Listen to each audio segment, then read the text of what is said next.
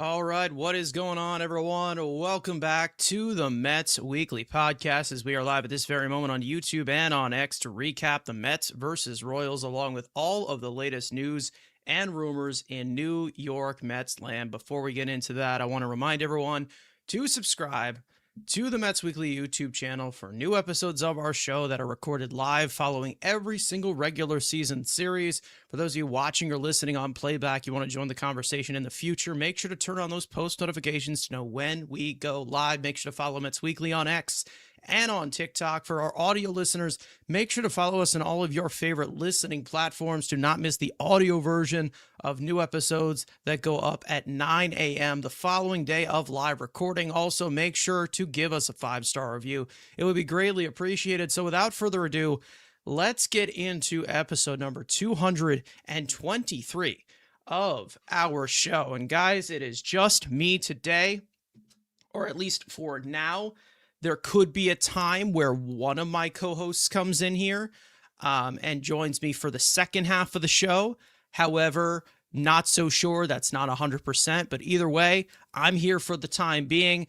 And we're going to get into this series in these last 72 hours here in New York Mets land. And listen, there has actually been a decent amount of stuff that has happened, even though this team is not fantastic. Let me just say, I think in this day and age where everybody deserves a participation trophy, and internally it's embarrassing, there should be a congratulations put out to this New York Mets team this week because they just won a series which I would like to title the Battle of Complete Ass. So, hey, we are not the worst team in baseball.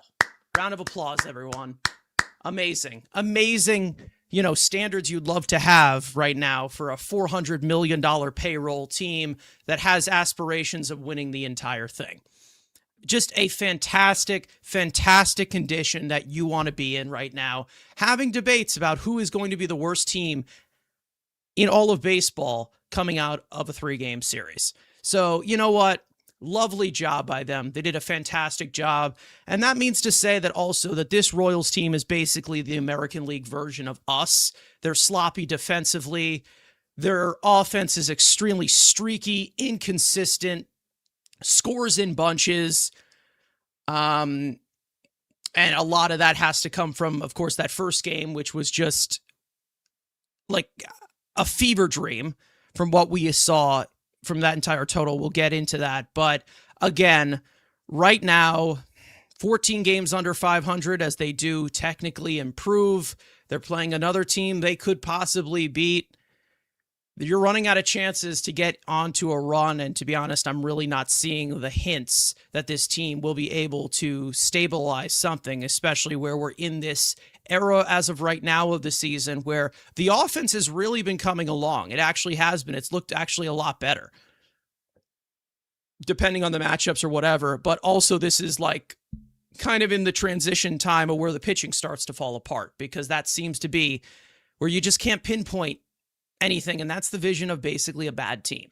So whatever, you want to label it as of right now, if you believe that they can make a run, go ahead and believe it. But it's just not going to happen in my eyes. I just don't see it happening. I don't see that push from this team. And I also see some personnel and holes on this team that, again, are going to continue to hold them back. Things that they banked on that they shouldn't have banked on going into this season. But either way, we do have a series to recap nonetheless. Matt is in the chat. He will be here for the watch along later today. Burnt Toast saying, I went yesterday and it was a great day. Going tomorrow. Takes so much work to move runners and score. Damn right. And listen, we'll see again if there are even more reinforcements to this lineup, because I do think that they could be strategic in some ways of some of these guys actually coming back,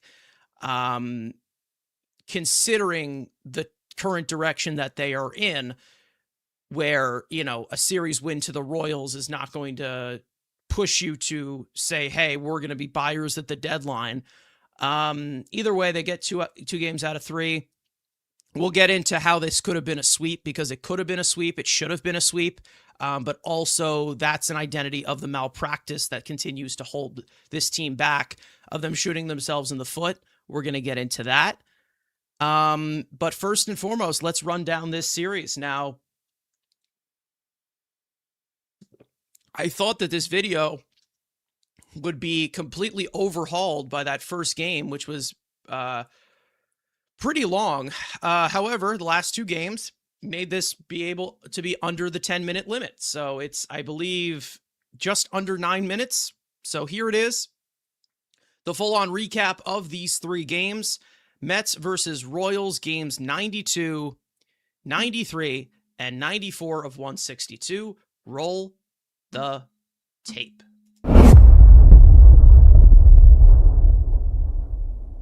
Back home to finish the first half of the season, starting with a 3-game set with the Royals. Cioniel Perez would open game 1 and escape trouble in the first inning, working around back-to-back singles and a balk to move them over to second and third. The Mets would open the scoring in the home first against former Mets Seth Lugo on one of the wildest plays you'll ever see. 2 on, 2 out, Carson Benj would chop one back to Lugo, who would throw wide of first, as A.J. Ewing would come in to score. Jack Caglione would retrieve it and make an even worse throw nowhere near the plate, as Bo Bichette would come in to score, and Nick Lofton would proceed to also throw wide of the plate, as Carson Benj would come all the way around to score, plating 3 runs on 3 separate throwing errors, with the ball not even leaving the infield. Kodai Senga would take over in the second inning, and the Royals would respond.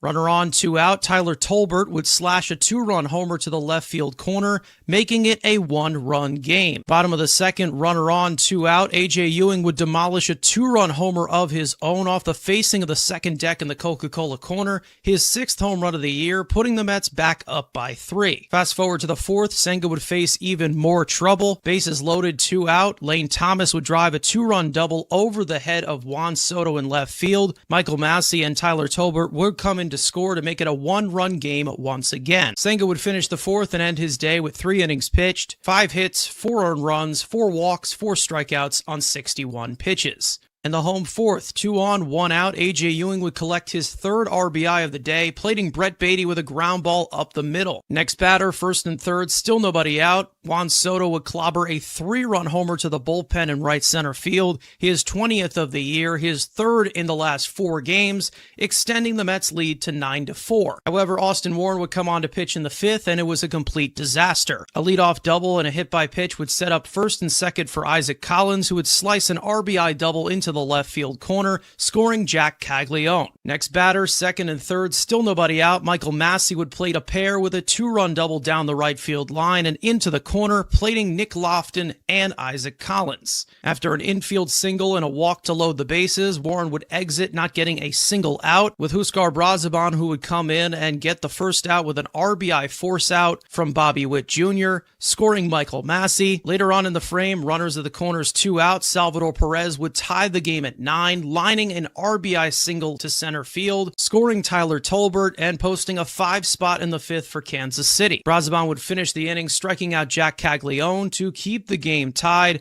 as all 5 earned runs would get charged to Warren. Brazaban would come back out for the 6th, then get into some trouble. A leadoff double, a walk, and an infield single would load the bases with 1 out. However, Carter Jensen would ground into a force out at home for the 2nd out of the inning, and Brazaban would catch a comebacker on the fly off the bat of Bobby Witt Jr. to keep the game tied, but not for long.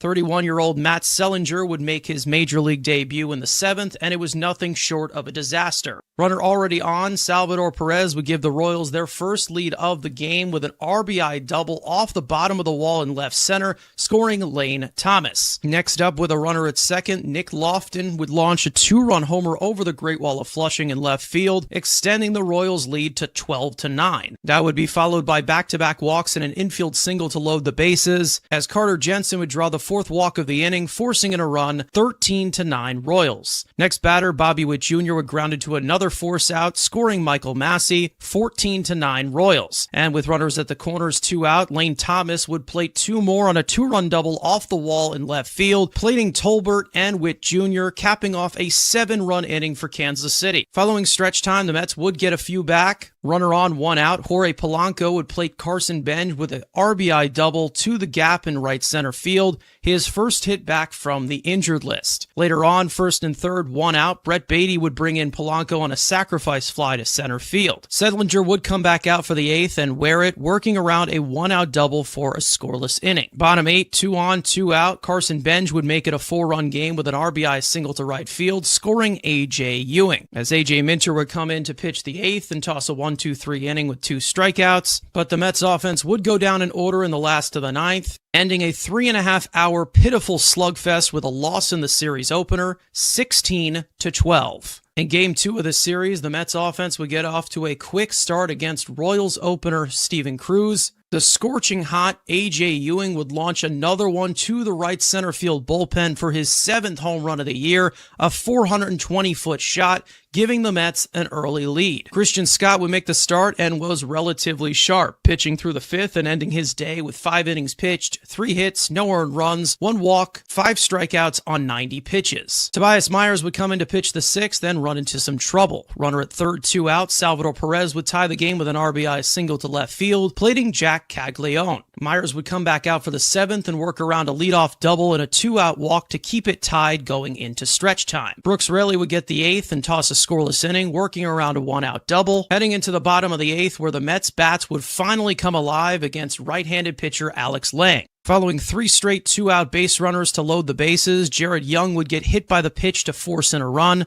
Francisco Lindor would come in to score, giving the Mets the lead. Next batter with the bases still loaded, Brett Beatty would plate a pair with a 2-run single to right field, scoring Carson Benj and pinch runner Tyrone Taylor. Following a pitching change, Jose Cuas would sail his first pitch of the night to the backstop as Jared Young would come in to score to make it 5-1 New York. Francisco Alvarez still at the plate, runner at second, he'd flick an RBI single over the head of Bobby Witt and into left field, scoring Brett Beatty, capping off a 5-run 8th for New York. 27-year-old right-hander Xavier Curry would make his Mets debut in the 9th and would struggle a little bit after getting the first 2 outs. Runner at second, 2 out, Carter Jensen would pull an RBI double down the right field line and into the corner, scoring Josh Rojas. But Curry would buckle down from there, striking out Bobby Witt Jr. to end the game as the Mets would even up the series with a Game 2 win, 6-2. And in the series finale, Sean Manaea would make his 6th start of the year and get greeted rudely. First pitch of the game, Lane Thomas would launch one to the back of the short deck in left field,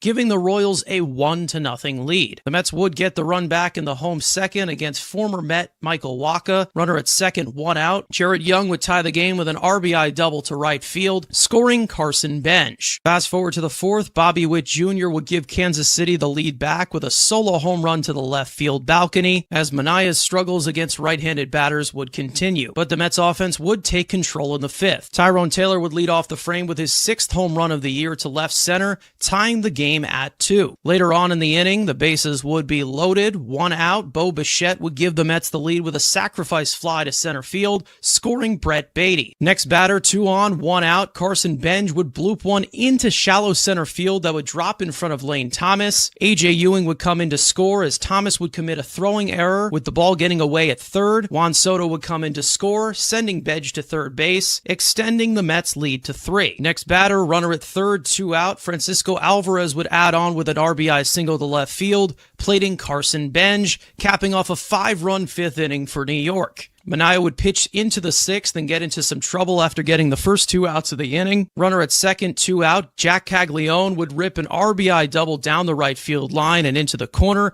as Nick Lofton would come in to score, making it a 4-run game. Manaea would finish the 7th to end his day with 7 innings pitched, 6 hits, 2 earned runs, 1 unearned run, 1 walk, 6 strikeouts on 97 pitches. Following stretch time, Juan Soto would lead off, demolishing a 435-foot solo shot, clearing the right center field bullpen, his 21st home run of the year, and his 2nd in this series, getting the Mets back up by 5. Huskar Brazaban would pitch the 8th and toss a 1-2-3 inning on 11 pitches with 2 strikeouts, as Devin Williams would get the 9th and work around a 2-out single to end the game, as the Mets would secure the series win over the Royals in Game 3, 7-3. The Mets are now 40-54 on the year, set to begin a 3-game set with the Red Sox at Citi Field tonight at 7:15 p.m. Eastern Time.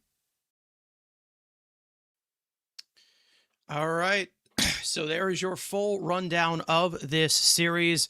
And as we continue to break this one down one by one, we start off with this series opener, which again, I don't even know how long we're going to spend time on it, because this was probably the most insane, most insufferable, most annoying, most excruciating game to watch. It was over 3.5 hours long.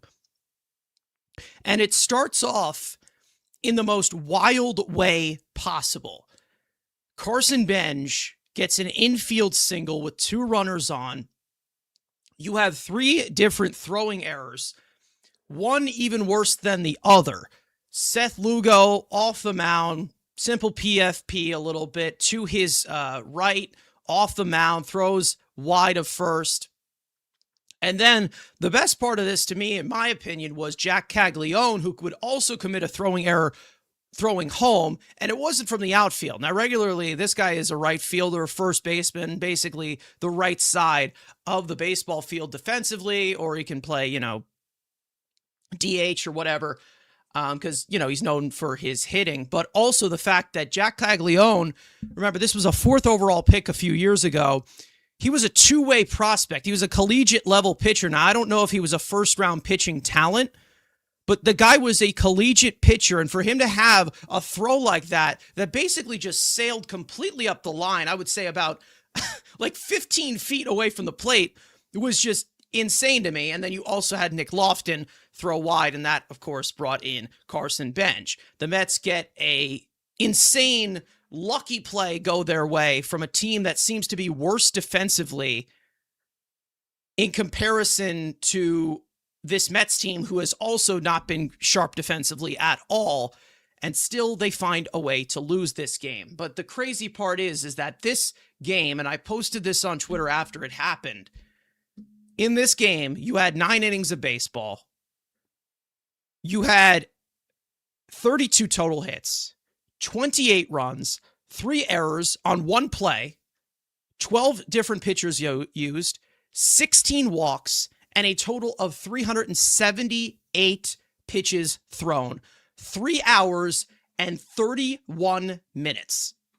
And then that basically just shows you exactly the predicament that you are in with this type of game that they played, and to be honest, to all fault of their own. What the Mets had lined up for this start, and to be honest, I think that they learned from their mistake, because I have a strong possibility that I do have a strong sense that Zach Thornton is going to be making a start for this team before the All-Star break ends in the series finale against the Red Sox. We'll get into that. But this basically just shows you the repercussions of keeping a guy like Kodai Senga on your team, because they just refuse to continue to let him go. I'm beyond done with him. I've ranted about him so much. All of my co-hosts have ranted about him. We are done with him. So many things have been said about Kodai Senga, but in the reality scheme of things, he goes out there, doesn't pitch great, gives up the 2-run homer to Tyler Tolbert, then completely just implodes in the 4th inning, gives up 4 earned runs across 3 innings pitched, doesn't get that done. Zach Thornton could have started this game for you, and he probably would have given you a lot better of an effort, because considering the fact that the Mets scored 12 runs in this game, you probably could have swept this series given what happened. But again, the Mets continue to say, hey, let's keep Kodai Senga on this roster. Let's keep trying to just wring out whatever we can from this wet paper towel that absolutely will give us absolutely nothing and is nothing but a liability, and has been a liability for the last 3 seasons. So there's that. You kill your bullpen. You have to bring up extra arms over and over and over again, and they have DFA'd 5 different arms this week. That's another repercussion, again, of keeping Kodai Senga on this roster. Austin Warren comes in. We'll get into Austin Warren in a second. He gets completely blown up, doesn't get a single out. Brazoban walks the tightrope, gives up the tying runs, but keeps the ball on the ground and finally gets some outs in that inning. Then he also escaped trouble in the next inning, which could have been even more trouble. And then you just get to Matt Sillinger, Selinger or whatever, who, listen, this was his major league debut. It could not have gone even worse. 7 earned runs, 5 hits, 4 walks. Guy was all over the place. He looked like crap. I mean, listen, you get what you get from a guy that you get for cash considerations. That's pretty much where we look at it as of right now. And again, the guy went out there and wore it in the second inning. Like Radiant is saying here in the chat, it's like you got to at least give him credit for wearing it, taking it on the chin in the second inning, because we all know the hostile environment in New York will probably try to boo him off the mound after that performance he had in that first inning that he had. But again, it comes to a point of like, okay, this game was already on for at least 2 hours and 45 minutes, and everybody's getting restless. And then we get, tweets from Steve Gelb saying, oh, well, you got to feel for the guy. No, my team is 15 games under 500. I don't feel for anyone. The only guy that I feel for is me and the fans that are watching this garbage every single night. That's who I feel for, to be honest. And trust me, we were watching that entire game live on here. Me and Andrew, we were calling that game. You guys, some of you guys were here for it. Torture to watch. Not fun at all. Not fun baseball whatsoever. What pisses me off the most is also the fact that AJ Minter was available in this game. And I don't want to hear anything about lefty or righty or anything. You signed AJ Minter because he could pitch to left-handed hitters and right-handed hitters. So what happens? They put out Selinger with the game tied at 9-9. He gives up 7 runs, gets his head completely blown off, embarrasses himself in his major league debut in front of his family as well, which again, no disrespect to his family, no disrespect. Obviously, you want to see your kid debut in the major leagues, but it basically just shows you. And then what happens in the 9th inning? AJ Minter comes in to pitch. So if he was available this entire time, your game is tied in the back innings of this game. You don't just put AJ Minter in there? Why was AJ Minter not pitching? And of course, AJ Minter has an outing, retires the side on 13 pitches.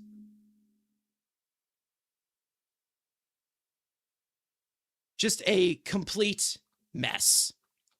AJ Ewing with another game in this, another fantastic game whatsoever. He is just red hot. He's had a fantastic series. Juan Soto had the 3-run homer. I mean, listen, all of that just went completely to waste. This was the second time in Mets franchise history where they scored 12-plus runs in a game, and they lost. They are 200 wins and 2 losses now in franchise history when they score 12 runs in a game. So the Mets basically just sat there and made history. And to be honest, I would not be surprised if that other loss was the 1962 team, because the Mets have had a few call shout-outs and few hollers to that 1962 team this year, which, for those of you who don't know about the 1962 Mets, one of the worst teams of all time.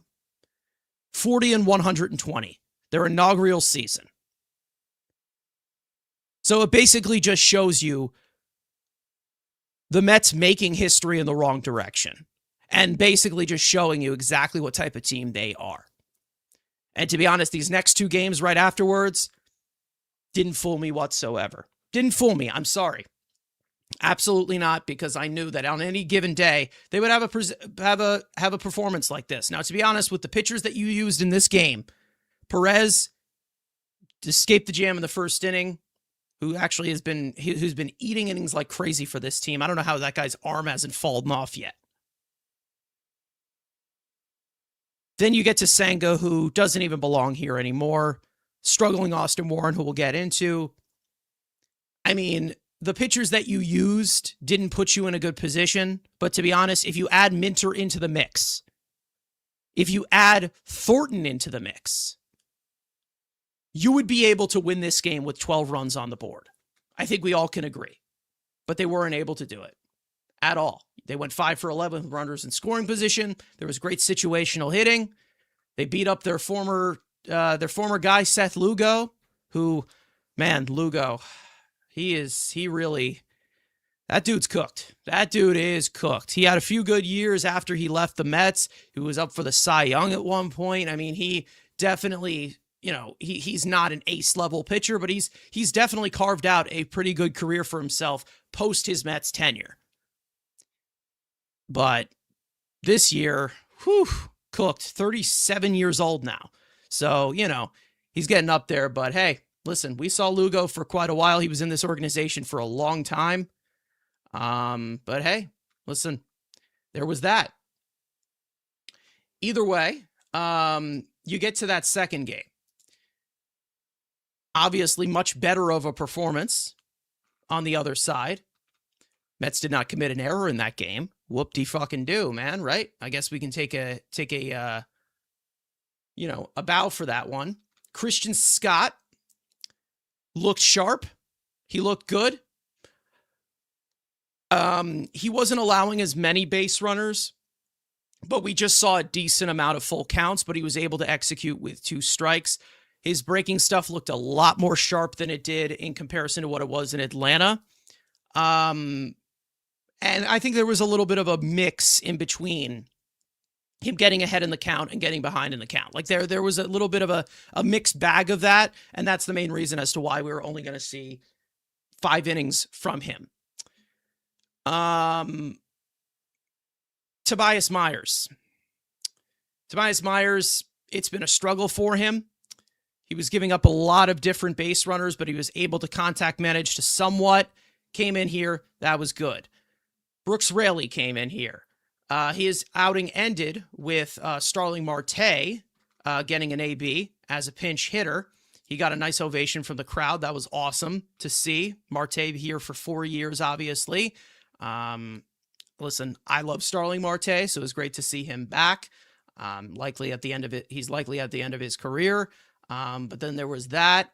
Let's see. And then you get to that 8th inning, and the Mets basically just take advantage of the Royals being just a horrendous team defensively and just fundamentally in general. They get the first 2 outs against Alex Lang, Soto, and Bichette, 2 of your most potent hitters recently. Both ground out.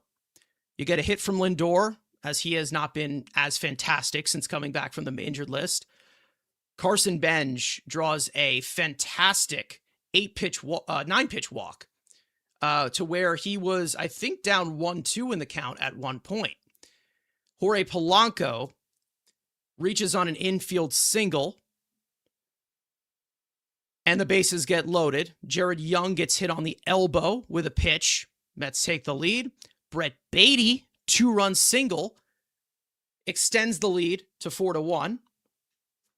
And then you have a wild pitch by Jose Cuas. And then Francisco Alvarez pads onto it with a 5-run inning. And then even after that, they didn't score afterwards, but A.J. Ewing, another extra base hit. Just fantastic performance from A.J. Ewing from this entire series. And he has just been on fire, basically pushing himself into the Rookie of the Year race right now in the National League. I don't know if he's going to win it, but he's going to have some strong consideration for it because he has just been in the middle of pretty much everything for this team this year so far, going into the All-Star break, shall we say. And then you had Xavier Curry finish it off in the 9th, as it was a 5-run game. He gives up a run. I think we all kind of expected that. He's just kind of been a journeyman. He was with the Marlins. They picked him up, and he came through. And then you get to that series finale, which, again, the Mets tie it up in the rubber game. We've seen plenty of situations right there where they get you a win, they scratch out a win, and then they just give you a complete disappointment, especially on the day games. That's been something that has happened. Didn't start off great. Sean Manaea starts off, first pitch of the game, gives up a home run to Lane Thomas, and you're like, okay, here we go again. The right-handed hitters are feasting on him. This has kind of just been a thing. We've seen Eli White feast on him ever since he went back to the rotation. We've seen a lot of different right-handed bats get a lot of extra base hits against him, basically just do a lot of damage that does a lot of damage in repercussion. However, he also gives up another one to Bobby Witt Jr. in the 4th inning. However, he was still efficient. After that big 5-run inning, his pitch count, I believe, was at 65, 66, something like that. And he was able to pitch through the 7th inning. Gave up a run in the 7th inning.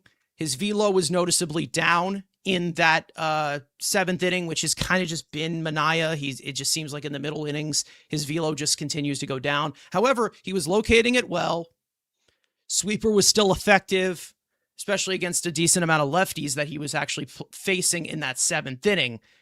He gave up the run after getting the first 2 outs, and he gave you 7 innings after again, series so far, or a situation where your bullpen has been knocked down quite a bit.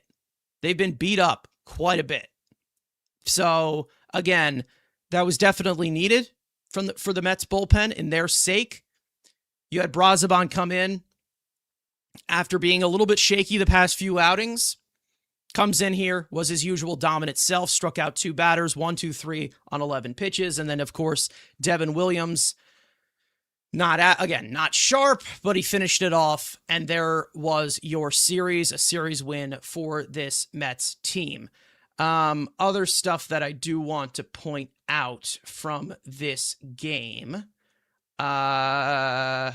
Let's see. Yeah, that run would not have come across in that 7th inning against Manaea if Soto was able to cut off a line drive in left field. He kind of bobbled it, gave an extra base. So maybe there was a possibility that couldn't have happened, but you just never know. Considering I don't even know who that base runner was who scored that run. I think it was... I probably can figure it out. I believe it was Nick Lofton. So maybe. I have absolutely no idea. But then, Juan Soto just responds once again in that bottom of the 7th. His 21st homer of the year.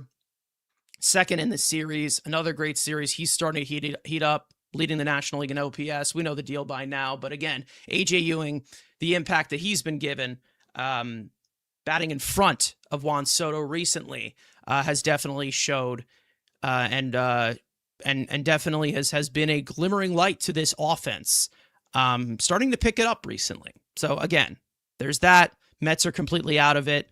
Likely they're not going to get back into the race. However, at least we're seeing something against teams that you should be beating up in overall offensively. Tyrone Taylor, great game off the bench after Vientos exited the game yesterday, and we'll get into that. But Tyrone Taylor, ever since coming back from the injured list, has actually been pretty good offensively.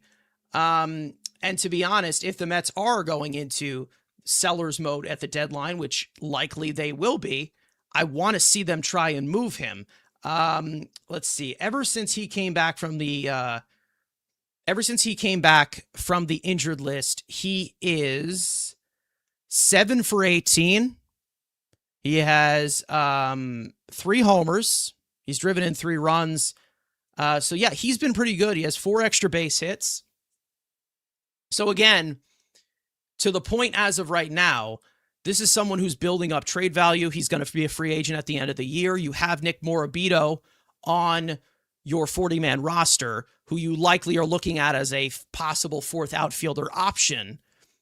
At this current point, Tyrone Taylor should be a guy who gets traded at the deadline. It doesn't seem like there's many reports about it. I don't know why. I'm really not sure. But either way, he's showing that he can be very tradable for this team at the deadline. So, if there's any team that needs a 4th outfielder, you should put him on the trade market. I know David Stearns has ties to him, but again, if you're not going to extend him, you're not going to pay him, trade him. Trade him. And we all know that outfield depth does have value on this market. So again, it's not like there's nothing there. Lindor got the off day yesterday. He came in as a defensive replacement, actually. Yeah, we saw AJ Ewing also play second base for the first time. He had a few opportunities, but nothing crazy. Obviously, he played second base in the minor league system, was drafted as a shortstop. So I do, again, want to see him get some reps at second base, and that's not because I don't want him in center field. I would love him to be the center fielder. He's the center fielder of the future with this team. However, I am holding on hope with Luis Robert Jr. to come back and be the starting center fielder. Ewing is going to play will play some second base, and he's already said that he is pumped to do so. Robert, I want to come back. And then maybe possibly, again, if you're in the seller's market, you could possibly find a way to maybe trade him at the deadline. Because, again, he has a team option for next year that a team could possibly pick up. Again, personally, I don't think there's anything in remote that can be, in similar stature to what you gave up for him. You gave up Acuna and a minor league pitcher in low A ball. So if you were to, again, bring him here, which, again, I do think that he's going to get run in center field and they're going to move Ewing to second base, and that's why you've started to see Ewing get innings at second base. I want him to be here. Maybe get a little bit of the trade value up to show that he is healthy, and then you push him out of here. And odds are, at this current moment, you're going to get something that is in at least comparison in value that you gave up in Luis Angel Acuna, who is not good at all. Like, there's a possibility that you could get somebody in Luis Angel Acuna. Robert to come back and do what? Play center field. Play center field. Just for a few weeks. That's it. He's not going to be, again, until the deadline is here. Robert's a good center fielder, elite center fielder. And then also the benefit for me. You guys ready for the benefit for me? Bo Bichette plays third base, which he has played a really good third base this year. Ewing plays second base, and I don't have to see Brett Beatty play. That's what I like about that. That's exactly what I like about it. That's what I want them to try and do. I hope that they do trade him at the deadline. To be honest, I'm hoping that you see him get traded, even if by some miracle they get back into this, which is not going to happen. I would like to see him get traded. So again, that's that. And I'm not saying that I'm not saying right now that, again, with Robert is likely not coming back next year. He probably will not be here, but I do want them to trade him. I do want them to flip him. I'm hoping that they could pull that off.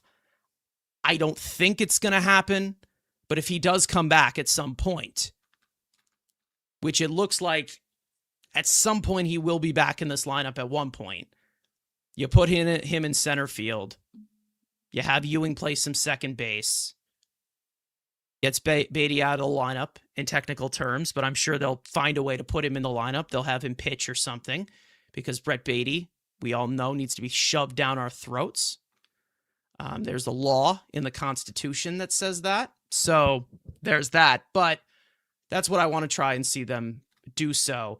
And then there's also some other trade deadline discussion that I do want to get in towards the end of the show. But before then, let's get into the studs and duds of this series. One player that was great, one player that was not so great. I've got a few that I can get into here. Obviously, listen, AJ Ewing, a fantastic series for him. He has just been fantastic among the National League rookies. I believe he is third in OPS as of right now. Past the leading candidate actually right now in the ladder being JJ Weatherholt. Weatherholt is obviously a little bit more, played a little bit more. But listen, Ewing has been one of their best players this year, and he wasn't even on the opening day roster.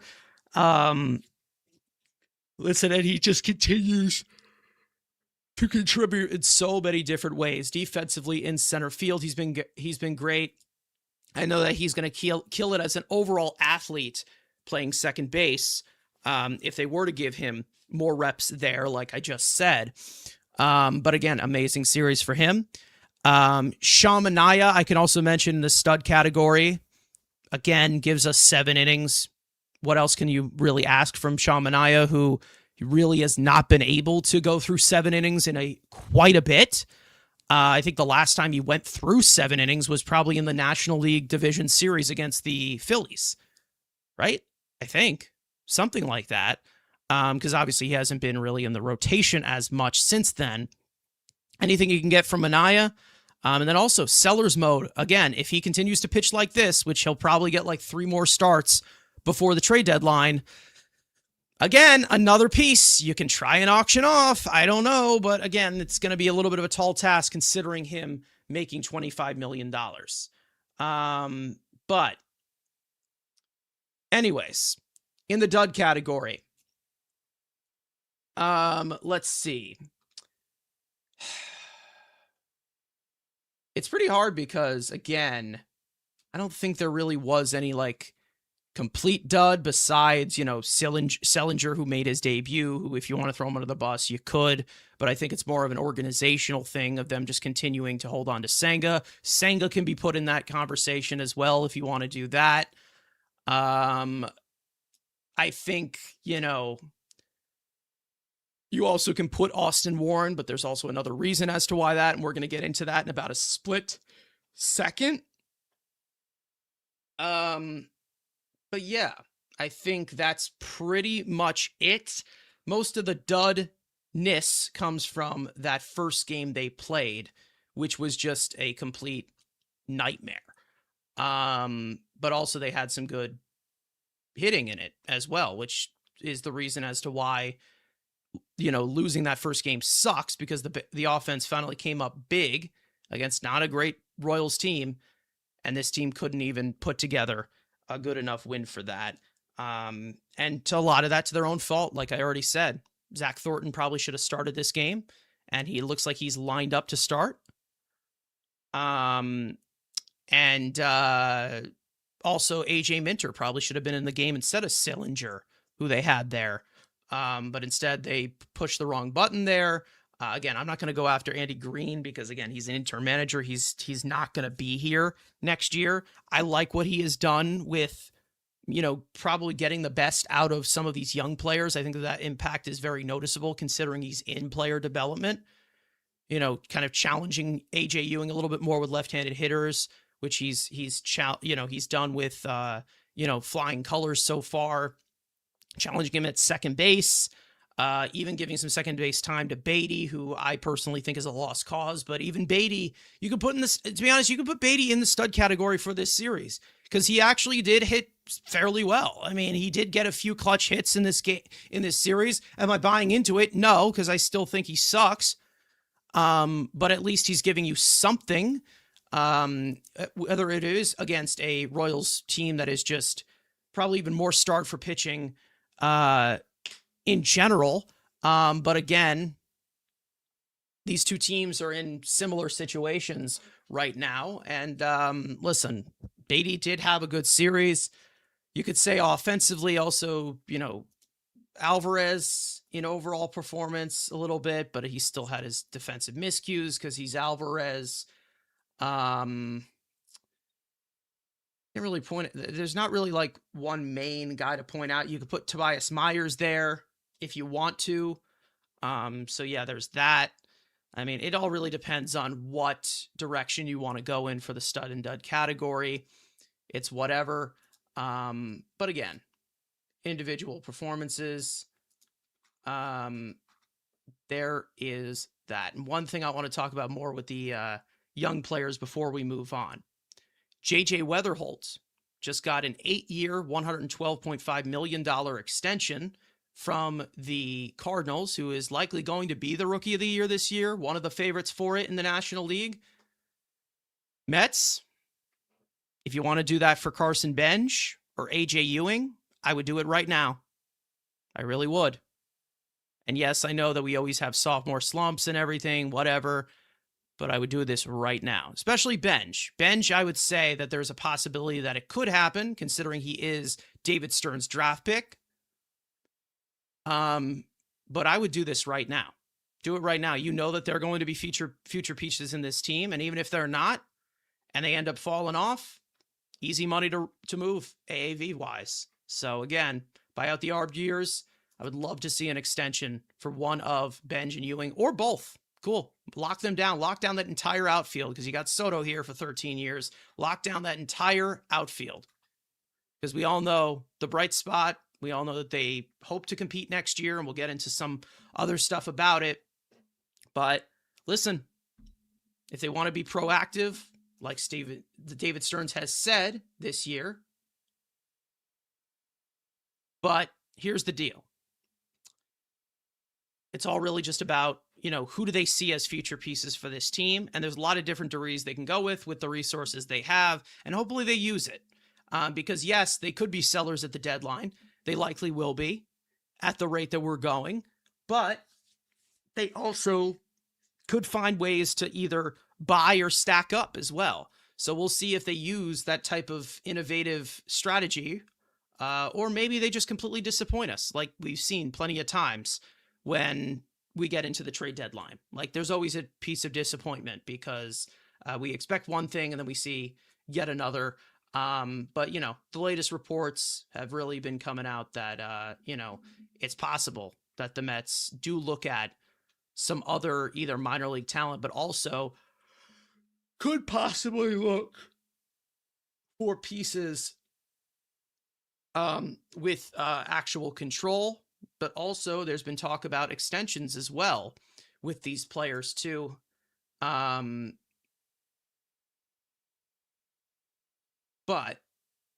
either way, let's get into the other pieces of news that we have had, and that being some injury news. 2 players on our active roster who have had plenty of run this year are going to the injured list this week, and it starts with Austin Warren. He has been placed on the 15-day DL, or IL, or whatever we're calling it, due to a forearm strain. Now, luckily for him, the MRI imaging showed no ligament damage, and Tommy John surgery is not required. The main reason as to why you get a little bit of a sigh of relief is because he did undergo Tommy John surgery in late 2023, even before the Mets picked him up on waivers. Xavier Curry was selected from AAA Syracuse as the corresponding move for this IL stint. And when I talk about, the condition of the bullpen, we know that the Mets are probably going to be selling from that department in the trade deadline from everything that, again, they're looking to sell off. But, Austin Warren isn't one of them. We know that he has like 4 more years of control, and he was one of their promising pieces in that bullpen to start off this season. But recently, it really has not been good for him. I'm going to tell you right now, I think since like his last 7 appearances, he has given up like 10 earned runs. He obviously had that blow up in the series opener, which gave away the 5-run lead. He also had a terrible outing in Atlanta as well. It just has not gone well for him whatsoever. And to be honest, when you talk about elbow damage or elbow injuries, there's always a very big key in of these types of injuries where if you were to watch them pitch visually on the mound, if you start to see a little bit of dangling to where they look like they're trying to find the feel of either the forearm or like just the extension of their arm, and there's some dangling after, their wind up after they throw pitches. Again, I didn't notice it while it was happening, but I was looking back on some of the pitches he was throwing over these past few, and there's a lot of tangle. Like there's a lot of like, you'd see like extra movement with his arm that it seems like he was just extremely uncomfortable. And he was just missing the location. So maybe those struggles had to do with his injuries. He just hasn't really been that effective recently. His earned run average has ballooned to over 4.5 this year. It was like sub 2.5 for a majority of this season. So that's how much of a struggle it has been for Austin Warren. So hopefully he is better and gets better. We'll see if he comes back this season. I have absolutely no idea. However, it seemed like the concern level for him getting Tommy John surgery has moved down, because they actually talked to him immediately after the news came out of him going to the IL. He said there was definitely a concern. I was definitely nervous to, go through what they are, possibly go through it again, considering he did it in 2023. But it doesn't look like he needs it, but he just basically just needs rest, and we'll see how long he is out for. But we'll see. I don't know, but definitely it showed that the struggles were noticeable. And then looking back on it, I was watching him those past 2 or 3 outings. I kind of watched back some of the film, the little film study. I was doing that late at night yesterday. I was noticing a lot of arm dangling, a lot of wincing. Like, there definitely was some physically noticed things definitely in some of his outings. So I'm not really shocked. But again, another one of the repercussions of possibly overusing a guy, because you're rostering a guy like Kodai Senga, like I've already continued to talk about. Senga is the repercussions for a lot of these things. And it can continue to just be a microcosm of the Mets just constantly shooting themselves in the foot. And hopefully, eventually, this will go away. If Senga's on this team next year, I don't know how the hell he can be. To be honest, he should be gone at the deadline. I don't even care what you get for him. Just get him the fuck out of here. But, there's a lot of dead weight on this roster, and that's what he is considered dead weight, and it affects the rest of the pitching staff. Another injury that happened was during the series finale yesterday against the Kansas City Royals, and that being Mark Vientos. Now, Mark Vientos has been placed on the 10-day injured list due to a fractured bone in his right hand. The timetable, which we did get a few hours before we went live, so I was not able to update this graphic. The timetable will be 6 to 8 weeks for his return. Who knows? He exited yesterday afternoon's game in the second inning after getting hit on the hand by a 92-mile-an-hour sinker from right-handed pitcher Michael Wacha. He is expected to miss a significant amount of time, like I said, and then infielder Zach Short called up from AAA Syracuse as the corresponding move for an IL stint. Listen, first of all, you swap out Mark Vientos and Zach Short. Listen, that's a really fun, useless for useless trade right there, because I feel like we've all seen how bad Zach Short has been in his multiple stints. But in terms of what's been going on with Mark Vientos, we've talked about him a lot. I want him off this team. I do. I was never rooting for him to get injured, was not happy when I react to it live. You guys saw me. I wasn't cheering for him to get hurt or anything. Hopefully he recovers fine from this. He's going to be out for a little bit. I watched the replay. It seemed like you could hear it hit the bone. And let me tell you, it was a little disturbing. I'm not going to lie. The sound of it, knowing that it made contact with his hand, was not it was not a fantastic sound to hear. Let's just say I'm not going to play it for you guys because, again, we're not doing a full-on anatomy study right here. But yeah, it was noticeable that it did not look good. He was obviously in pain. Do I want to make some jokes here where I'm like, okay, he was biting his chain to Aura Farm and look swaggy like he usually does. And yeah, I mean, I could make that joke. But listen, The one thing that I will say is there's two reasons as to why, from a lot of Mets fans kind of saying, oh, well, this is addition by subtraction. By technical terms, yes. If you look at it from that technical standpoint, or if you just are like sitting here rooting for guys to get injured, which is kind of a shitty thing to do. But again, it's not as great as you may think. Because yes, you lose Mark Vientos, who has been a liability on this team and one of the worst players in all of baseball for quite a while. He has the lowest wins above replacement, actually, statistically, in all of the National League. The one guy that he is right behind by, I think, 0.1 is Salvador Perez, who he just faced and also actually had a good series in this series.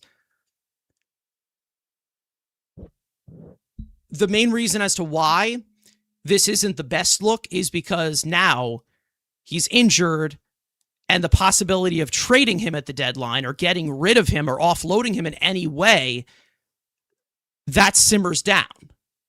So you likely will be keeping Vientos past the deadline, which I don't want to see whatsoever. And I also don't want them using that as an injury excuse or anything to say, hey, he's back here next year. So again, there's that. And yes, I know that's a shitty way of looking at it because, again, it's an injury. The guy broke his hand. It's a shitty thing to happen. But again, in terms of the situation, I don't think it's as good news as people may think it is because they just don't want to watch Mark Vientos. To be honest, that just bought him more time on the organizational depth chart. That just bought him more time in this organization. Like, basically, he just became more of a martyr. Like, that's basically what just happened. So, again, I would be careful what you guys wish for here. Careful with how you react. Because, again, I don't think that it really is as big of a positive as you may think if you're talking about roster construction and this team moving forward. Like, yes, I don't like Mark Vientos. I want him gone. But, like, this type of injury right here, or where he misses a certain amount of time, and it's not just like, oh, yeah, he's going to miss a few games, it bought him more time. And I do believe that. So don't expect Mark Vientos to get traded at this deadline or be off this team at any point because of that injury. Not to mention another guy who I believe should be gone as well, who, to be honest, I don't even know if they end up trading him at this deadline, and Brett Beatty, obviously. He's starting to hit well now against, when these games pretty much don't matter and they're dead in the water. Kind of in the similar way that he was doing it last year, which made them believe in him that he could hold down some first base and third base as the main reason as to why they didn't get an actual first baseman. So I'm just trying to prevent that thinking. You're trying to cut off those corners as to where these guys can get everyday reps because they're not everyday players. They don't belong in the lineup every day, and they've been playing in the lineup pretty much every day. Beatty specifically. So at this point, I'm done with both of them. But to be honest, I'm more upset with the situation that it creates at hand with both of them. It gets me even more annoyed. And yes, Beatty doing well, helps the lineup. The offense has been better. Beatty seems to have, has had a decent stretch recently. But again, we all know what is at the end of the rainbow there. What is at the end of the tunnel? And it's not very bright. It's not a light at all. They've had plenty of chances, both of them. And to be honest, that's my biggest worry as of right now. Like, listen, I wasn't rooting for Mark Vientos. This might make me sound shitty. I get it. But I was rooting for Mark Vientos to get hurt at all. And to be honest, again, I think that this hurts the future of the team more than helps it, of Mark Vientos getting injured. Not for the main reason why you may think. I think that this means that he's going to probably be sticking around longer than you want. Like, that just bought him more time in this organization. Just like Beatty will probably get him some more time. And I was even talking about that on Twitter of saying, like, oh, yeah, well, we all know how this is going to go. Beatty's going to have a hot stretch before the deadline, starting to heat up right now. And he's going to end up being seen as somebody that they're going to keep around as a future staple in this lineup, because we were already getting reports about that before he even started to hit again. And that's where I start to lose faith in them possibly moving Beatty or moving Vientos. That's where I start to lose faith, because those guys aren't it. They're not everyday players. And to be honest, they don't give you anything if they're coming off the bench. Those guys, both of those guys stink. They're terrible players. Does not matter what stretch either of them get on. They won't build on it. They've proven that they can't. Could be trying to sell his value for Fugazi. I hope so. I hope that's the case. But from what I am seeing in overall media, and I hope that the media is wrong here, Chelsea James talked about, Brett Beatty. This was the quote that we saw like a week ago.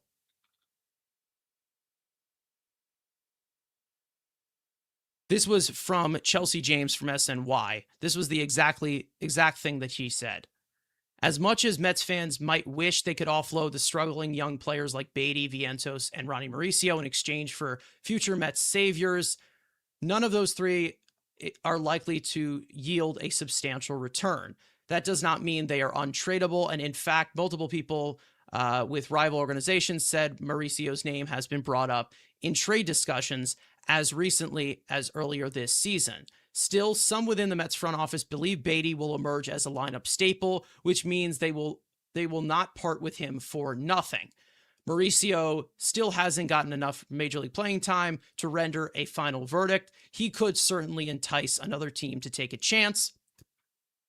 Vientos has been the more confounding member of that trio. Maybe a change of scenery could help him if someone is willing to take a chance, which again, that takes him out of the equation with him getting injured and being out for a substantial amount of time that will overlap with the trading deadline. Now, from that quote that you just saw, I put out a tweet before this came through. Tell me this isn't exactly what you just heard right here. This was before Chelsea James put out this report or this quote.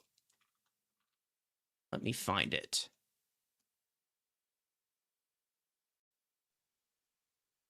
Let's see.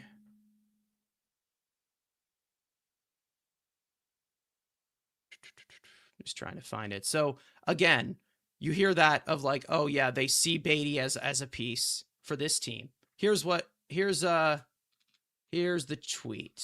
I'm trying to find it. Sorry guys, I'm trying to stall it out. Let's see. So here's the deal. Where is it? I'm trying to find this tweet. Beatty. Okay.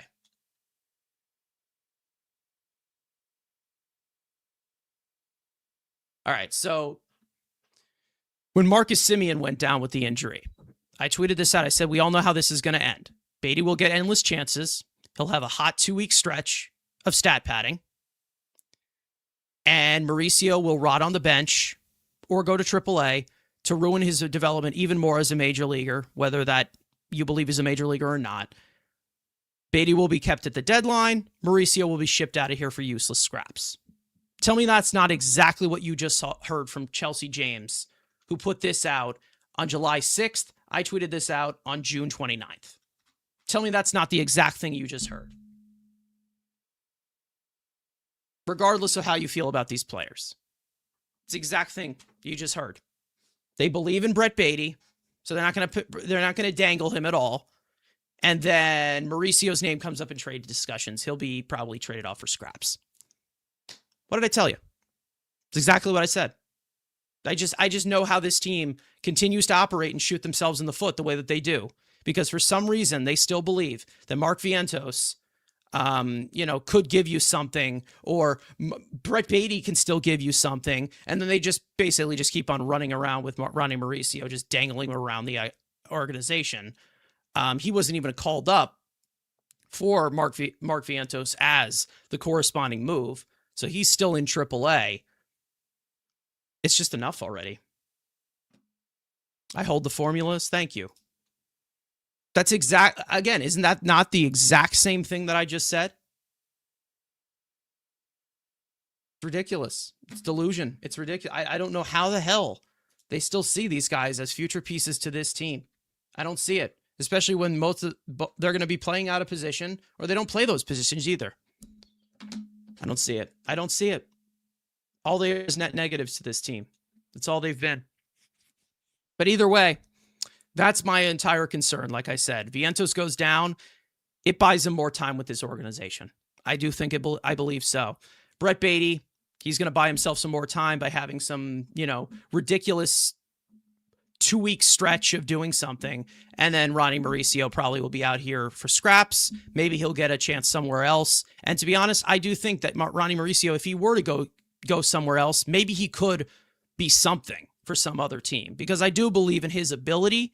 I do believe that he could be something in the major leagues, but he has not gotten consistent playing time, and the Mets have already just destroyed his entire development the entire time. So, it all really depends on the organization that gets him, but there's that. Either way, rapid fire stories. This was a crazy one. The Mets made a lot of bullpen moves over this past week. I'll just tell you exactly who they got rid of and then, the corresponding moves for them. Tobias Myers was optioned down to AAA as the corresponding move for the promotion of Dan Hammer, who was called up and with the team for 24 hours.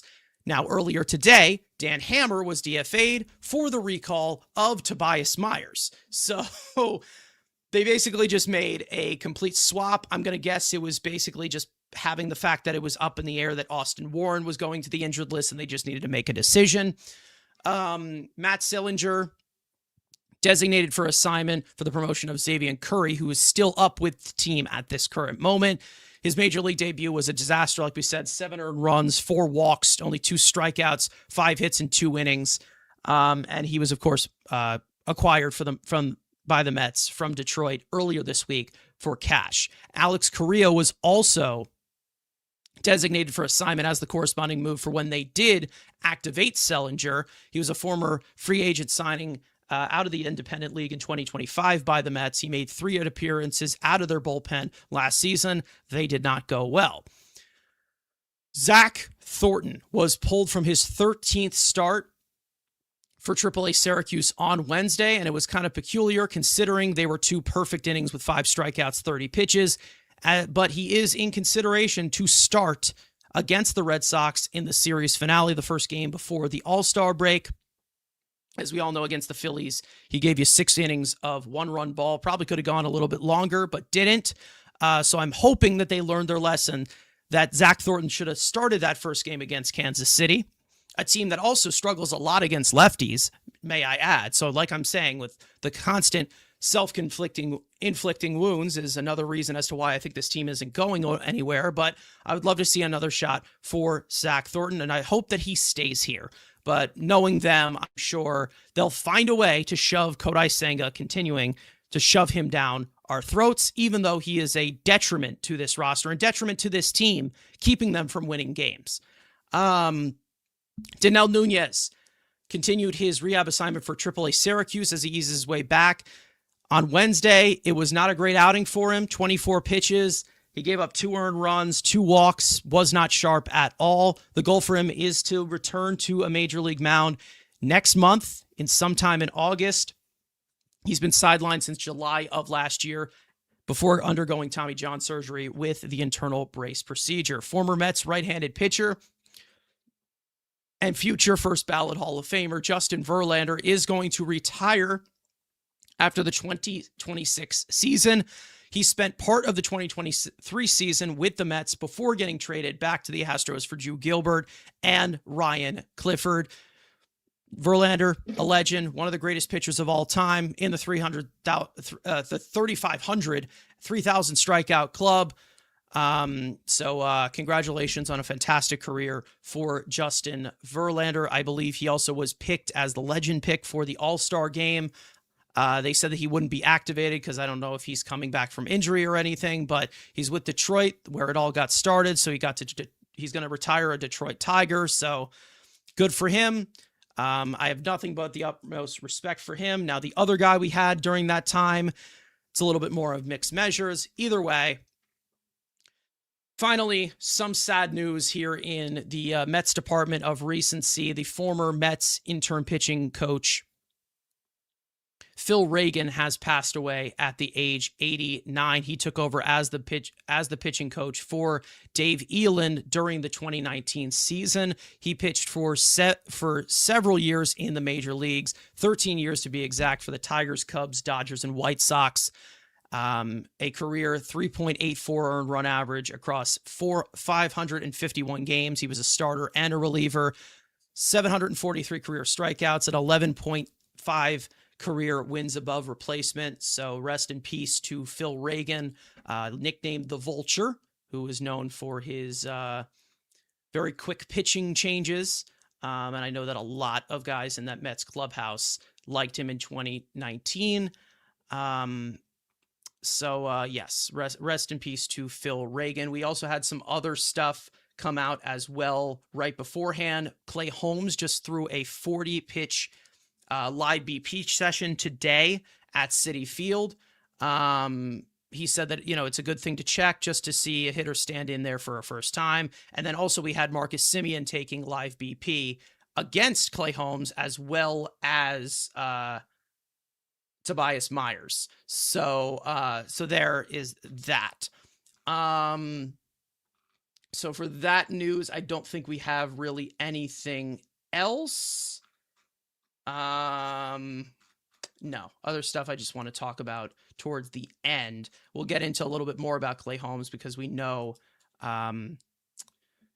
about that certain situation of the report we saw from Salmon, which I do want to get into. Let me just type this in here to make sure I remind myself. But either way, let's get into this upcoming series with the Boston Red Sox. Now, the Boston Red Sox are kind of in the same boat as the New York Mets. They were expecting to compete. They made a lot of moves this offseason. It really just has not worked out for them. They are one of the bottom feeders of the league this year. It has not been great for them. 5 games under 500. They've been playing a little bit better. The American League is pathetic, so maybe they're back in that race. However, it has been just a complete disaster for them. Wilson Contreras, a guy the Mets were attached to, has been their best hitter by far.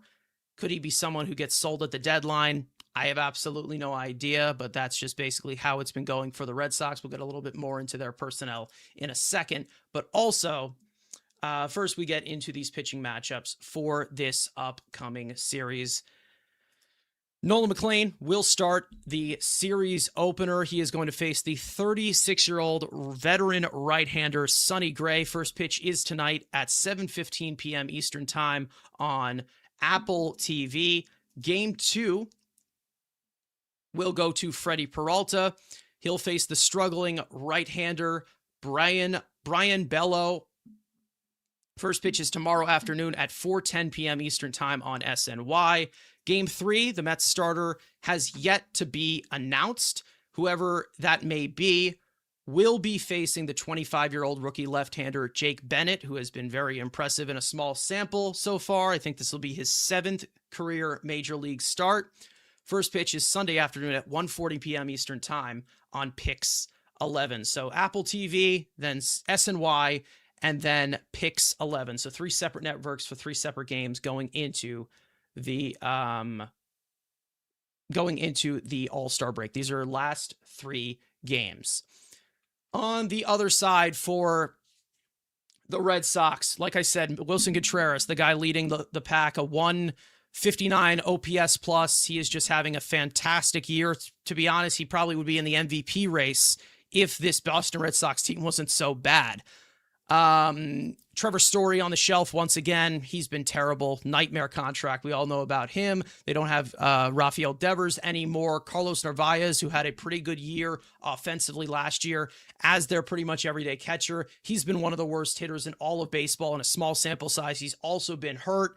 Marcelo Meyer was actually, I think, sent down, and then he ended up getting injured and then sent down again. He is no longer in their starting lineup as of right now. Caleb Durbin has been okay for them.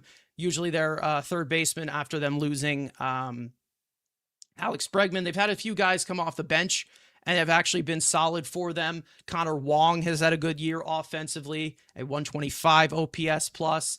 They also have had Anthony Siegler, who's really popped off for them off the bench for them, has had some really big hits for them as well. Romy Gonzalez has not played as much, but he is another piece to their infield, but he's had a few decent out there. Roman Anthony is out for an extended period of time. Isaiah Kiner-Falefa is out as well.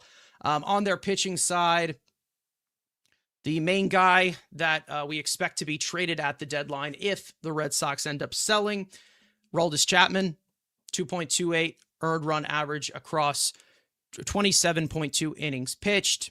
He's having yet another good year in age 38 season. Garrett Whitlock, one of the members of the U.S. team in the WBC, having a good year, 2.32 earned run average across 31 innings pitched. They have also had some other good performances from guys like Giovanni Moran as well. He's been in 24 games for them, an earned run average just under 3. But either way, the pitching staff has definitely been their saving grace, I'd say. However, they've had a lot of injuries. Jake Bennett has come out of nowhere for them, 25-year-old left-handed rookie. Like we said, we're going to face him in the series finale. Likely going to face Zach Thornton. You just don't know.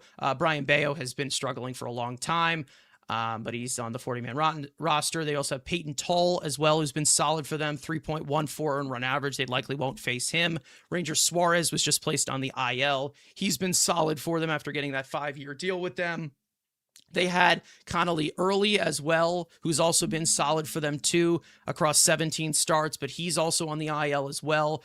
So it's been a nightmare season for them. We all know that they fired Alex Cora earlier on in the year, along with the Phillies also firing Rob Thompson. Both of those teams went in separate directions, and then the Mets also just sat there on their own hands, sitting in their own urine. We already know by then. But one thing I will say here, Mets are 14 games under 500. So let's say hypothetically, you sweep the Red Sox, right? You'd be 11 games under 500 going into the break. That's not insurmountable, right? I mean, remember, I'm pretty sure they were 11 games under 500 in 2019, that team that everybody loves so much, right? So, if you want to be optimistic in that way, go ahead and do it. I don't see that much of a fight in this team, personally. But I'm just putting it out there, just putting out the facts. I'm not being optimistic at all because I've lost a lot of faith in this team and I'm really frustrated with a lot of what's going on. But again, we still have baseball games to play. Anything can happen. But that's more of wishful thinking than anything.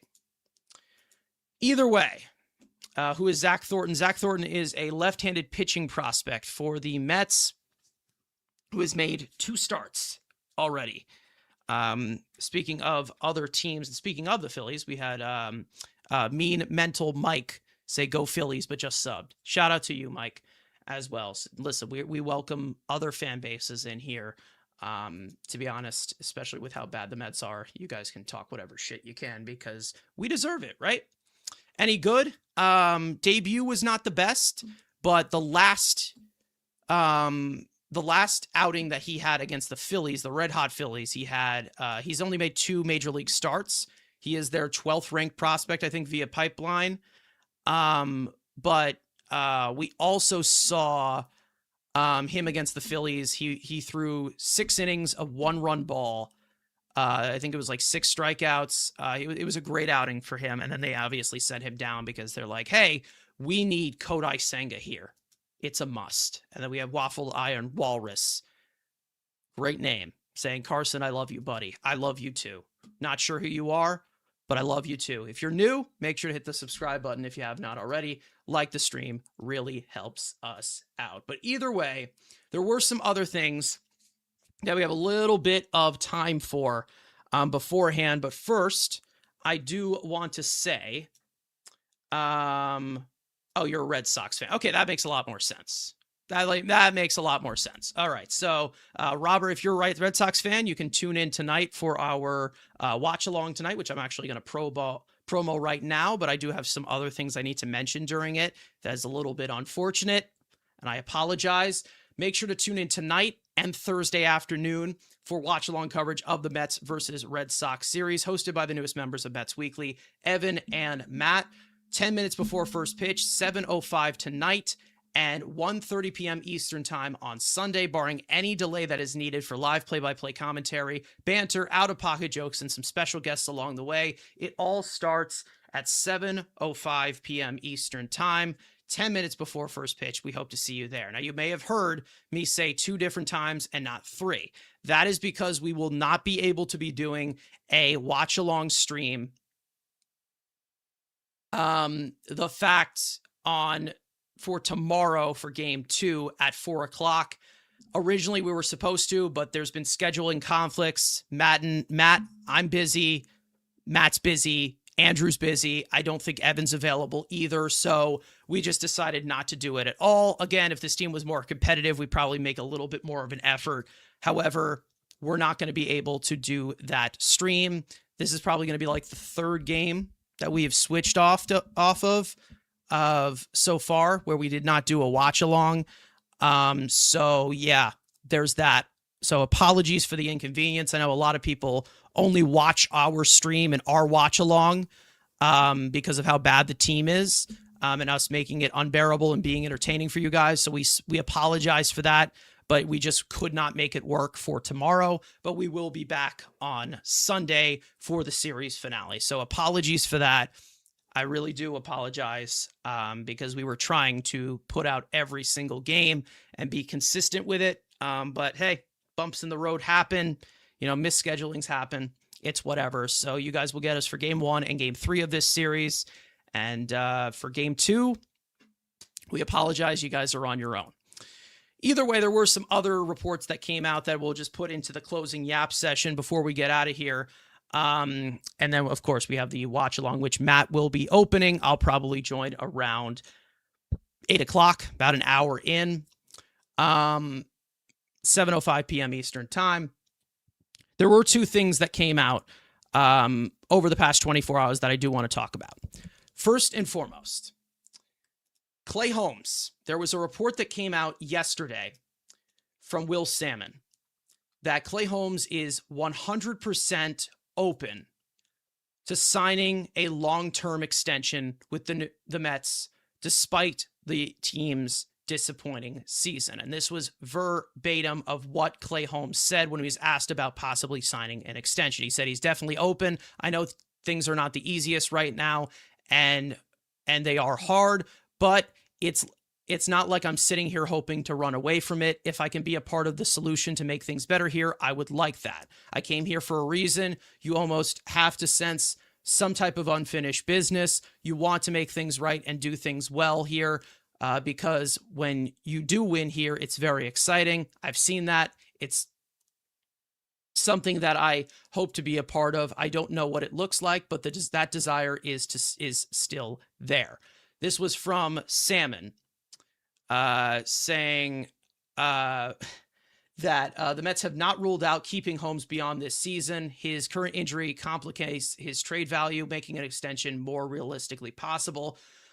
Holmes has been impressive transitioning from the bullpen to the rotation, posting a 3.53 earned run average in 2025, and then a 2.39 earned run average across 9 starts before landing on the injured list. He also said that they gave me an opportunity. That's their belief in me that I could do this. I feel like I've found a good place with that. There's a level of comfort, and obviously knowing they gave me this chance and it's worked out. So there's that aspect that I want to build on what I've been doing. And if it's here, that'd be great. There was a report also, in addition, that was attached to it from Will Salmon, saying that they estimate about 3-year deal in the $60 to $75 million range is viewed as reasonable fit for both sides. Holmes has resumed throwing and is progressing towards live hitters, giving the Mets hope that he could return later this season. Is it possible that Clay Holmes gets back here before the trade deadline? Yes. I don't know when that would be. To be honest, it probably would be after the trade deadline. I'm not going to lie, which is the main reason as to why I would say giving Clay Holmes an extension would probably make a lot more sense than trading him at this current point. If he wasn't hurt, I would deal him. I would deal him, considering what the assets you want to get back. But considering he is hurt right now, we saw him succeed and be solid in New York for quite a while. He's had good campaigns, back-to-back good campaigns that was interrupted with the injury, a freak injury. So I would love to have him stick around. If it is in that range of 3 years, $60 million, 3 years, $65 million, by all means do so. Go ahead, extend him. Mets do need stability in this rotation. Go ahead and do it.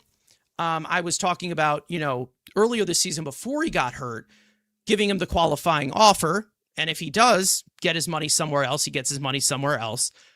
Personally, I am expecting him to get paid somewhere else because he is going to opt out no matter what. He will come back this season, and he's going to opt out no matter what because he's not going to want $12 million for what he's been able to do. We've seen more injured pitchers get more money on the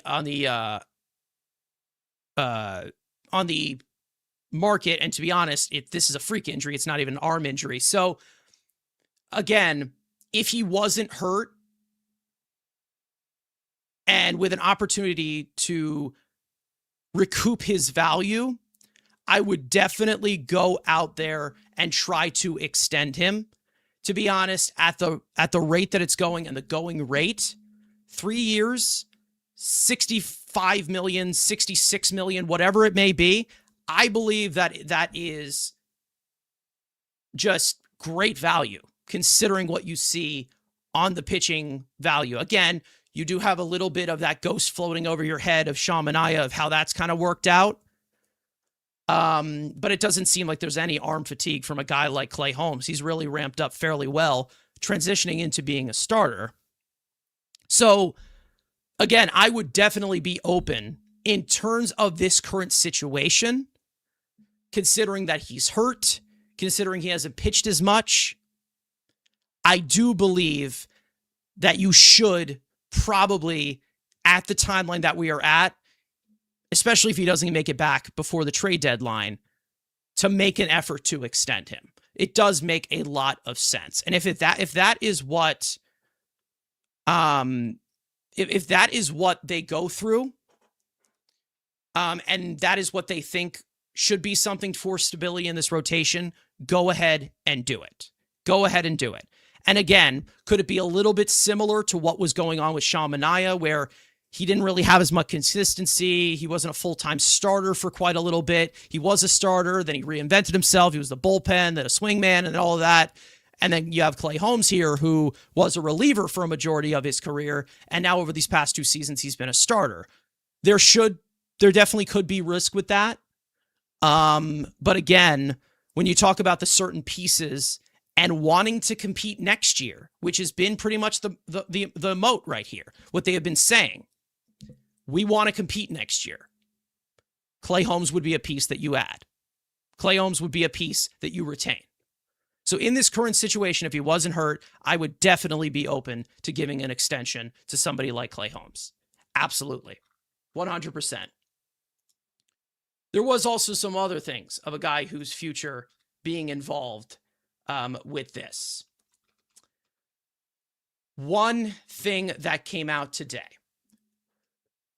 This was a blurb from Kylie McDaniel, an ESPN insider, about the Pirates possibly moving on from the 34th overall pick, which is a compensation pick that they got from last year.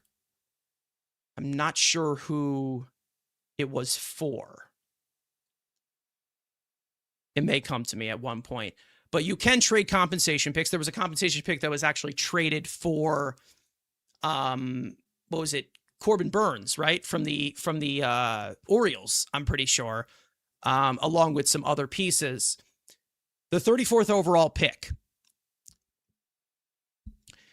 This is what came out about the Pirates in their interest in possibly moving it, saying I've had at least a half a dozen teams tell me that they're making a run at this pick. The asking price seems to be a good MLB reliever. Teams expect the pick to be traded before the draft, but the clock is ticking. So, before the draft, Before the draft. That's nowhere near the trade deadline. There's definitely some weeks in between that. Let me ask you guys this. The Mets obviously want to replenish their farm system. They want to, rise up again.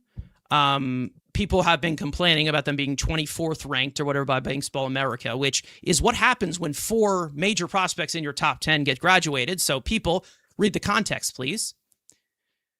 But in terms of that, Steve Cohen even made it public about the struggles in the minor league system, of his concerns.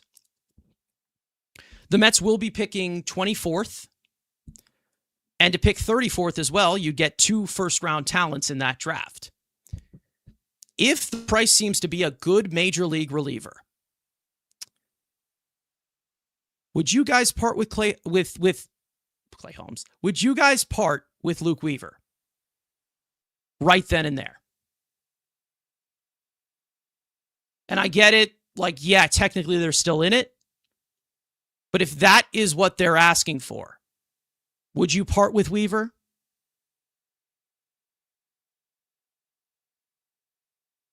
Because you have 3 games to make that decision. Right? And to be honest, it all really depended on the price. But if I'm getting a first-round talent in exchange for Luke Weaver the next day, because you're going to be drafting him the next day, there's also some concern from people, and they're saying, like, okay, well, Luke Weaver's not going to be this good again, which I understand.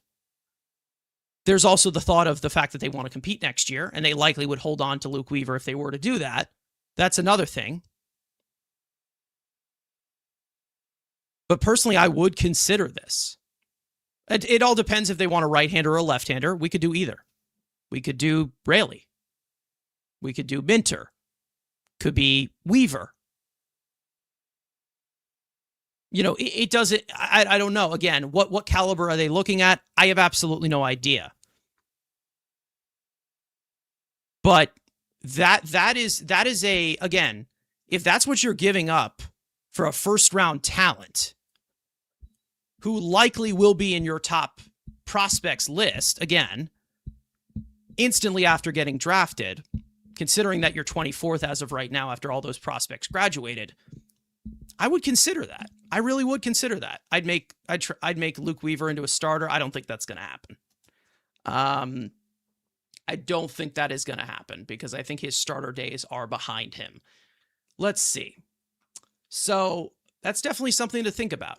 I do think that it is because, again, the Mets, it's a good match here where their bullpen is probably going to be their best assets to sell off. So it all depends on where they're looking at this, and also the fact of, a possibility of a lockout next year, maybe just trying to cash in and stash. Like, listen, Weaver's been great for them. Weaver has been phenomenal. You can take into heart of his ability to pitch in New York because he's been great in New York, even with the Yankees. But also, Burnt Toast saying Luke Weaver is replaceable. 7th inning, 8th inning guy. We know that they are committed to Devin Williams for 2 more years. So again, I think it's something to think about. I do. Because if you're trading a reliever, an inconsistent position, I would try and go and see if you can do so. If that's what the ask is. if you were to go straight up number 34 pick in the draft, a potential first round talent, because obviously there are some reaches in the first round because of slot money, for a reliever with one more year of control, I think that's a sweet deal. Because if that's the asking price for a good major league reliever, we have multiple in that bullpen, but you have to make that decision very, very, very quick. Very quick. Because again, the All-Star break is when the draft is here, so you have about 72 hours to make that decision. Which again, the best case scenario of that possibly happening, or the way that would happen, is you get swept by the Red Sox, you're 17 games under 500, and you hit the sell button.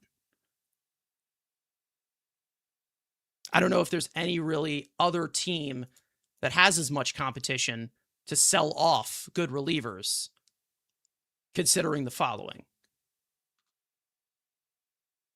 I'm not sure if there's any like teams that could possibly sell, because again, the American League is pretty much wide open. Like there's so many bad teams that there's so many teams that could be looking to complete. So you have about 13 or 14 teams that you probably could eliminate from that. Isn't the draft start tomorrow? This draft, I believe, is the 12th? 12th or 13th?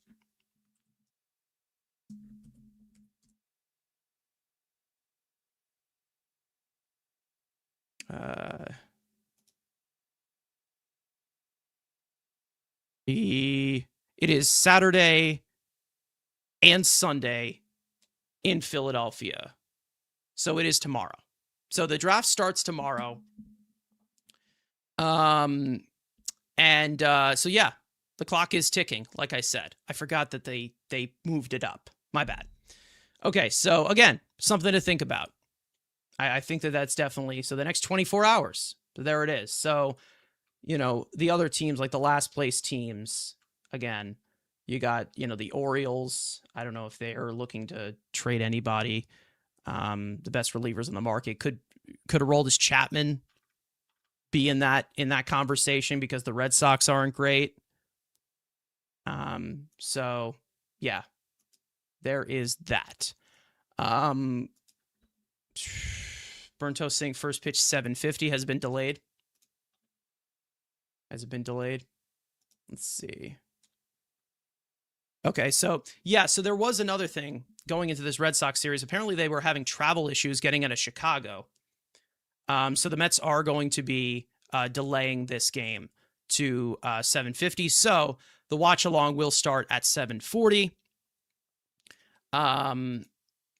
And make sure to tune in to that, as I will just about be getting out of here. So 7:40 is when that's going to start.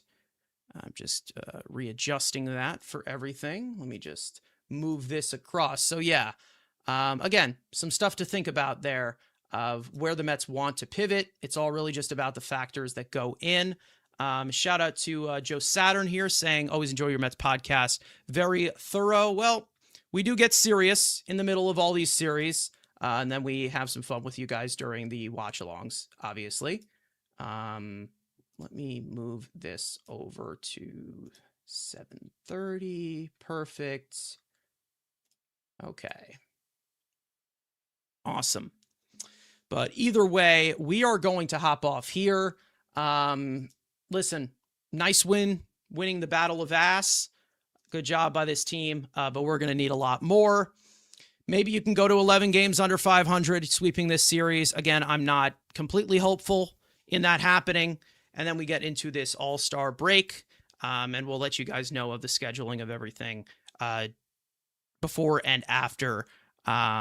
So, yeah, there's that. Just had a little bit of a thought here that I might be thinking about. I'm not sure. So perhaps we will go live for the draft. Maybe, because we aren't going to be going live for that watch along in game 2. Maybe we'll go live for the draft because it's a little bit later and I likely will be home by then. Maybe we'll do that. Possibly. I don't know. I might have to plan something out. We'll see. Either way, we will be live for the watch along, guys. And exactly as of right now, an hour from now, because the game has been delayed. But either way, that is going to be it for this episode. Thank you guys so much for watching. We hope you enjoyed the conversation. For those of you watching or listening on playback, you want to join the conversation live in the future, make sure to subscribe to the Mets Weekly YouTube channel and turn on post notifications to know when we go live. Make sure to follow Mets Weekly on X and on TikTok. Follow us individually. Let's go Mets, and we will see you guys later for the watch along, or we will see you guys next time.